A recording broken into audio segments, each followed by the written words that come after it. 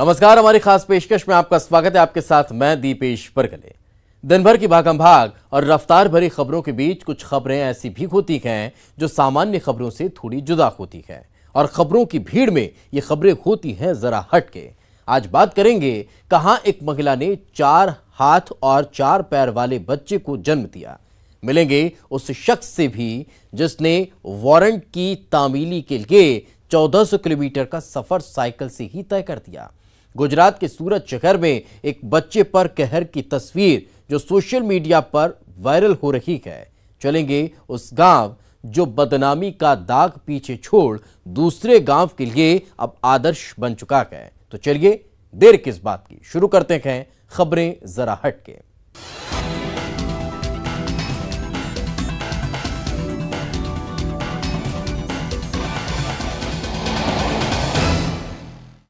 झाबुआ में एक महिला ने 4 हाथ और 4 पैर वाले बच्चे को जन्म दिया है। बच्चे के जन्म की खबर के बाद परिवार और दूसरे जिन्होंने भी इस बच्चे के बारे में सुना अचरज में पड़ गए। प्रसव के बाद बच्चे को झाबुआ के एसएनसीयू वार्ड में रखा गया है। बच्चा पूरी तरह से स्वस्थ है। भारत में हर साल 3-4% बच्चे जन्मजात विकृति के साथ पैदा होते हैं।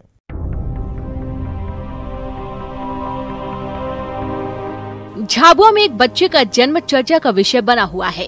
हर तरफ उसी नवजात की चर्चा है। दरअसल मेघनगर में रहने वाली एक महिला ने 4 हाथ पैर वाले बच्चे को जन्म दिया है। इस बच्चे के जन्म की खबर लगते ही चर्चा का बाजार गर्म है। कुछ लोग इसे कुदरत का करिश्मा मान रहे हैं तो कुछ लोग अचरज मान रहे हैं। बच्चे का वजन 2 किलोग्राम है और पूरी तरह से स्वस्थ बताया जा रहा है, जिसका इलाज झाबुआ के एसएनसीयू वार्ड में चल रहा है। इस बच्चे के जन्म के बाद नवजात का पूरा परिवार भी एक तरह से सदमे में है। परिवार के लोग हैरान हैं कि ये कैसे और क्यों हुआ।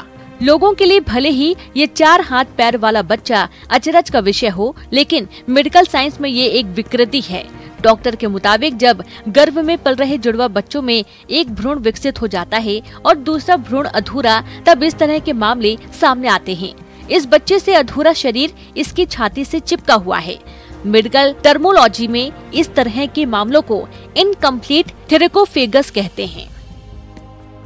ये क्या होता है कि जो ट्विंस बेबी होते हैं उसमें जो छाती से जुड़ जाते हैं, तो 2 बच्चे हैं, 2 जुड़े हुए हैं। जुड़ने से क्या होता है कि इसमें एक बच्चा पूरा विकसित हो गया है और एक रेडीमेड हो गया, मतलब वो पूर्ण विकसित नहीं हुआ। खाली उसके हाथ और पैर, अपर लिम्ब और लोअर लिम्ब बने हैं और वो छाती के यहाँ से जुड़ गए हैं। तो इस कंडीशन को मेडिकल की हमारी भाषा में इनकम्प्लीट थोरेकोफेगस बोलते हैं। और इसमें बच्चा तो यूँ ठीक है, 2 kg वेट का है। अब इसको रेफर करेंगे हम इंदौर MIH ताकि इसका ऑपरेशन हो जाए। डॉक्टर बताते हैं कि इस तरह के मामले देश भर में सामने आते रहते हैं। भारत में साल भर में इस तरह के 3 से 4% बच्चों का जन्म होता है, जिनमें अलग अलग तरह की विकृतियां होती हैं।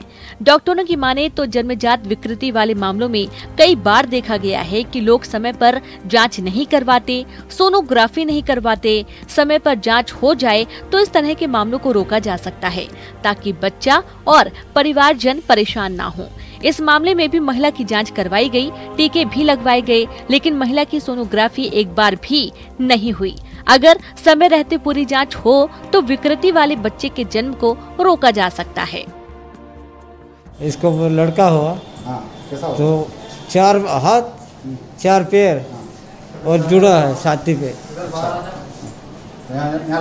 यहाँ लेके आया, वहाँ मेघनगर हुए, वहाँ से इधर भेजवाया झाबुआ, इधर यहाँ झाबुए में है। जाँच तो टीका वीका करवाया होंगे, सोना का कराई नहीं कराई शायद। मैं इसमें यही कहना चाहूँगा कि जैसे कि हमारे झाबुआ जिले में अधिकतर पॉपुलेशन 90% लगभग पलायन वाली है। तो ये बच्चा जो हुआ है इसकी ये लग रहा है कि इसका ANC चेकअप पूरी तरीके से हुआ नहीं है और इसकी सोनोग्राफी नहीं हुई है। अगर ये पहले ही हो जाता तो इस कंडीशन में यहाँ तक आना नहीं पड़ता। फिलहाल बच्चा पूरी तरह से स्वस्थ है, लेकिन उसका ऑपरेशन करना जरूरी है। इस तरह के मामले में कमी लाने के लिए स्वास्थ्य विभाग को अपने प्रयासों में और तेजी लाना होगा।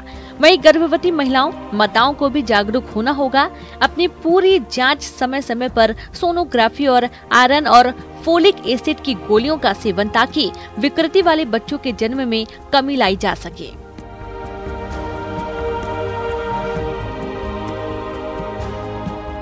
वीरेंद्र सिंह राठौर, न्यूज 18 झाबुआ।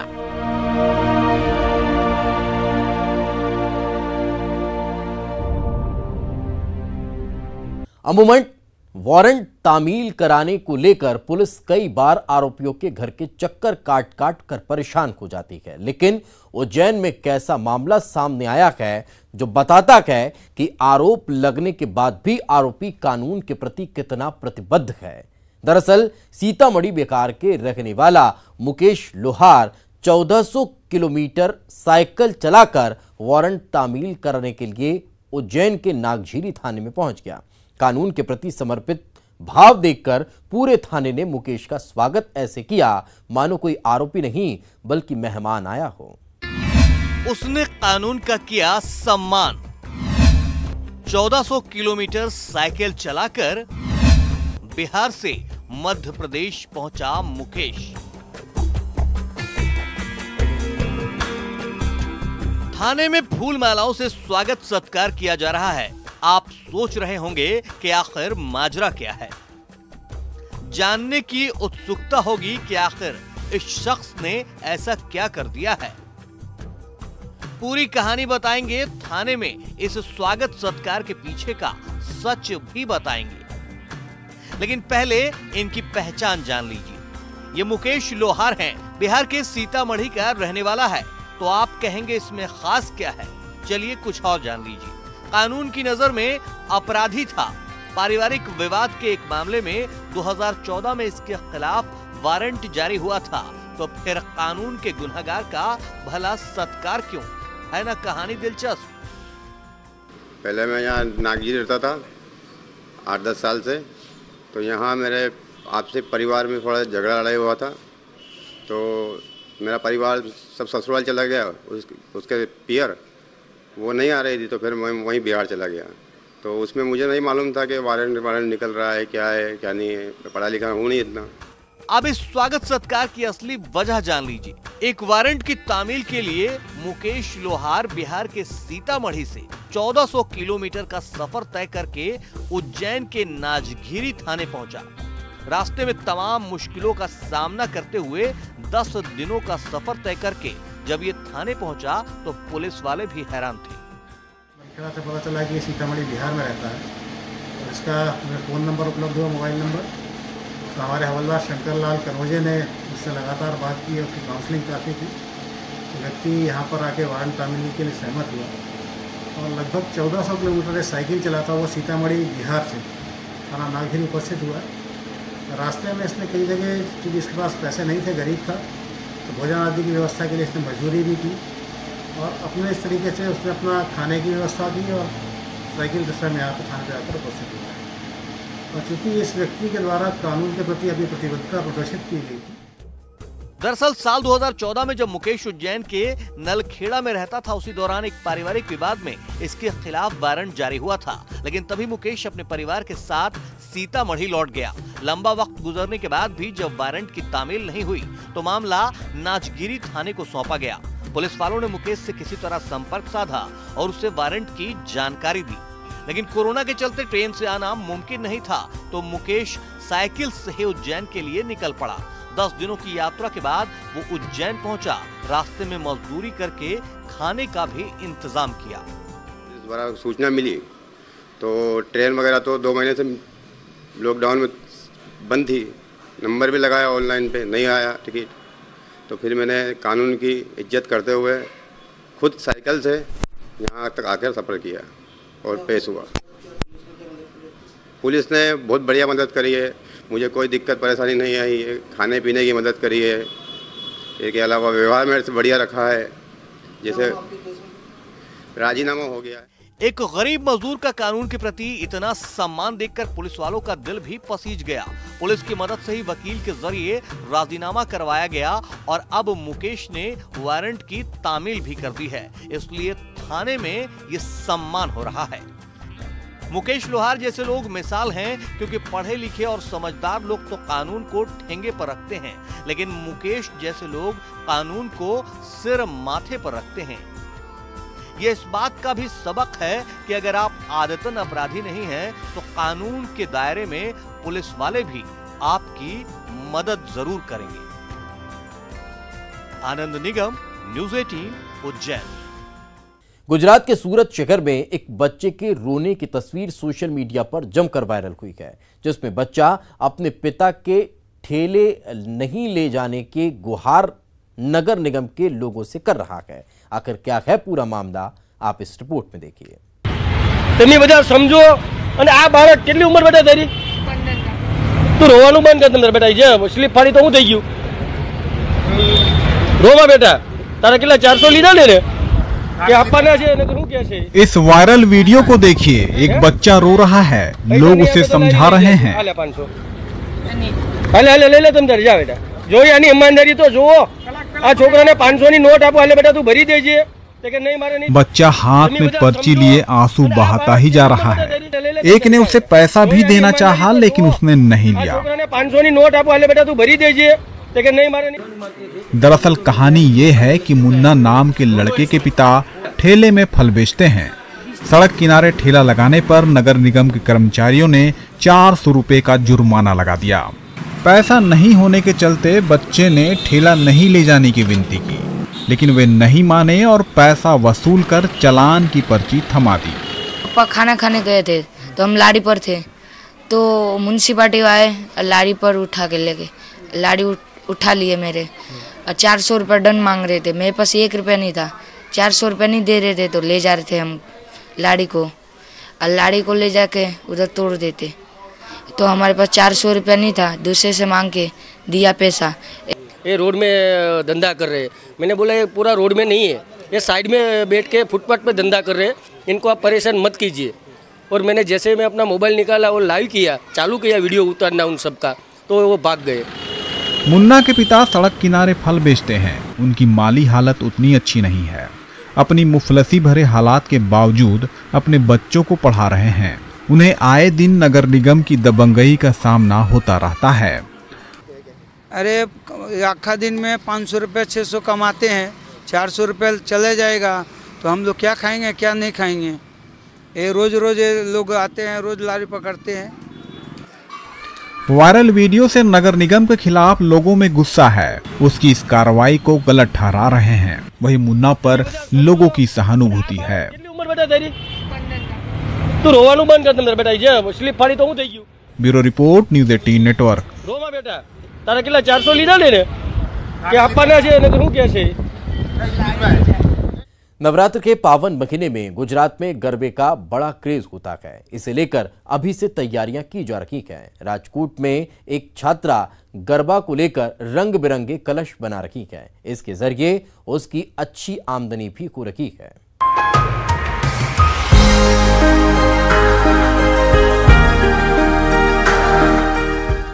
रंग बिरंगे इस कलश को देखकर किसी को भी इसे लेने का मन ललच जाएगा, क्योंकि यह बेहद ही खूबसूरत है। दरअसल ये कलश गरबा के लिए बनाए जा रहे हैं। गुजरात में नवरात्र के महीने में गरबा खेला जाता है, जिसका काफी बड़ा महत्व है। बचपन से कला से बेइंतहा प्यार करने वाली विधि इसे बना रही है और आगे इसे एक बड़ा कारोबार का रूप भी देना चाहती है। मैं छोटी थी तब से मुझे बहुत आर्ट एंड क्राफ्ट का शौक रहा है, और अभी ये नवरात्रि आ रही है तो हम लोगों ने ये अब टॉपिक लिया कि हम इस पे भी कुछ डेकोरेटिव कर सकते हैं। सो द मेन थिंग कि ये कि अपना गुजरातियों का ये बहुत बड़ा त्यौहार रहता है, तो अगर गुजराती में मतलब गरबे का बहुत इम्पोर्टेंस रहता है, और अगर हमने वही रखा है, और हम ये सब होप करते हैं कि यही चीज़ हमारे ऊपर ये हमें आगे ले जाए। गरबा में सर पर कलश लेकर महिलाएं नाच करती हैं। डिजाइनर कलश की इस दौरान काफी मांग होती है। विधि सोशल मीडिया के जरिए भी इसे बेचने की योजना बनाई है। हमारे यहाँ पे red, white and yellow generally है। आप अगर चाहे तो हम आपको ज्यादा कलर्स दिला सकते हैं, और हमने जो डेकोरेशन का जो मटेरियल रहता है जैसे गोल्डन, येलो, ग्रीन स्टोन्स वगैरह यूज कर रहे हैं। ये सच है कि अगर आप कुछ करने की सोच रखते हैं और उसे अमली जामा पहनाते हैं तो फिर मंजिल मिल ही जाती है। गरबा के लिए खूबसूरत कलश की डिजाइनिंग कर इसे कारोबार का रूप देना राजकोट शहर के रहने वाली विधि की जिद, लगन और जुनून का शानदार उदाहरण है। Bureau report, news 18 network.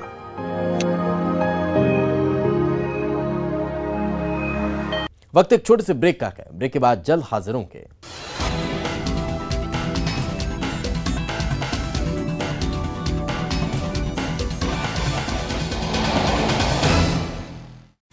अब बात अलवर के भोजपुर गांव की, जो बदनामी का दाग पीछे छोड़कर दूसरे गांव के लिए अब आदर्श बन चुका है, वो भी शहनाई, ढोल और संगीत की वजह से। शहनाई से लिखी सफलता की कहानी।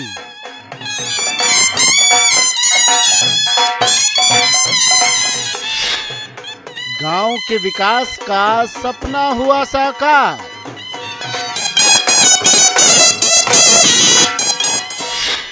खुशहाल परिवार, नशा मुक्त हुआ गांव।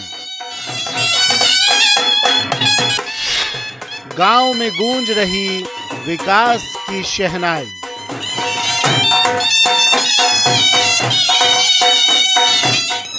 कतारबद्ध होकर ढोल और शहनाई बजा रहे लोगों की ये तस्वीर अलवर जिले के भोजपुर गांव की है, जहां शहनाई ने गांव में समृद्धि लाने के साथ भोजपुर को आदर्श ग्राम का दर्जा भी दिला दिया है।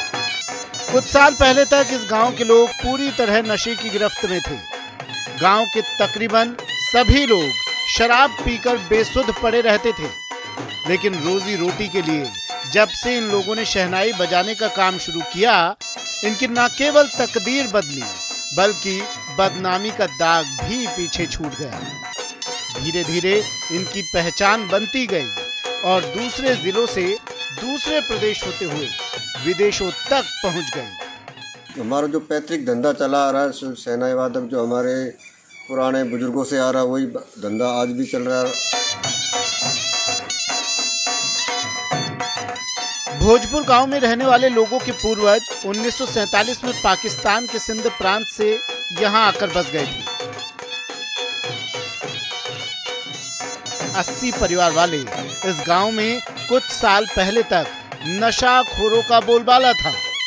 नशे की वजह से कई लोग अपराधी भी हो गए थे, लेकिन शहनाई ने सब कुछ ठीक कर दिया। जी, पहले तो ऐसा है कि गांव के अंदर में अनपढ़ आदमी थे, राजनीति का ज्ञान नहीं था, तो धीरे धीरे ये नशा मुक्त होने के बाद में थोड़ा राजनीति में पंच के तौर पे गए, फिर वहाँ उप सरपंच बनाया। उसके बाद में ऐसा पूरा गांव नशा से मुक्त है और ना दारू बीड़ी सिगरेट कोई भी नहीं पीता इस गांव के अंदर। और इस गांव में छोटी मोटी जो घटना हो भी जाती है तो पंचायत करके अपने स्तर पे ही निपटा लेते हैं। शांतिपूर्वक है, ऐसा हमारा ऐसा कुछ नहीं है। गांव में एकदम शांति वातावरण, ताज़ा कमाना ताज़ा खाना, मोटी पूजी कुत्ती है नहीं था। बाजा बजाते हैं, बाजे का काम है, बाजे से अपना गुजरान होता है, बाजे से बाहर त्योहार दुख समत इसी से जीता है, इसी से करते हैं जैसा भी अपना। शादी में विदाई के वक्त जिस शहनाई को सुनकर लोगों की आंखों में आंसू आ जाते हैं, शहनाई की उसी धुन से भोजपुर के लोगों के चेहरे पर मुस्कान आती है और इनकी रोजी रोटी का इंतजाम होता है। साथ ही साथ बोनस में सम्मान भी मिलता है। राजेंद्र, न्यूज़ 18 अलवर।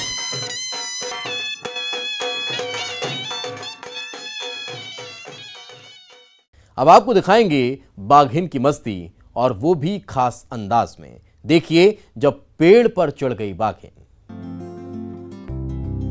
बाघिन को जंगल में आराम फरमाते तो जरूर देखा होगा, लेकिन पेड़ पर बाघिन को आराम फरमाते देखा है क्या? जी हाँ, देखिए ये खास तस्वीर, जरा गौर से देखिए। ये है रणथंभौर टाइगर रिजर्व की बाघिन रिद्धि। रणथंभौर में मौजूद करीब 24 बाघिनों में बेहद खास है रिद्धि, तो इसके कर्तव्य भी निराले हैं। रणथंभौर में जगह जगह घूमती रिद्धि की कई तस्वीरें हमने आपको दिखाई हैं।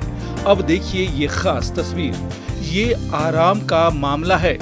यहाँ वहाँ घूमने के बाद रिद्धि सुस्ताने बैठी, वो भी पेड़ पर चढ़कर। आराम पूरा हुआ, अब देखिए चहलकदमी। ऐसा नजारा शायद ही आपने कभी देखा होगा। टाइगर रिजर्व में आने वाले पर्यटकों के लिए भी ये नजारा अद्भुत था। कई पर्यटकों ने इस खास लम्हे की तस्वीर भी कैद कर ली। तेंदुए का पेड़ पर चढ़ना काफी सामान्य है, लेकिन बाघिन का ये रूप शायद ही देखने को मिलता है। खबरें जरा हटके में आज बस इतना ही। कल फिर होगी मुलाकात। दीजिए इजाजत। नमस्कार।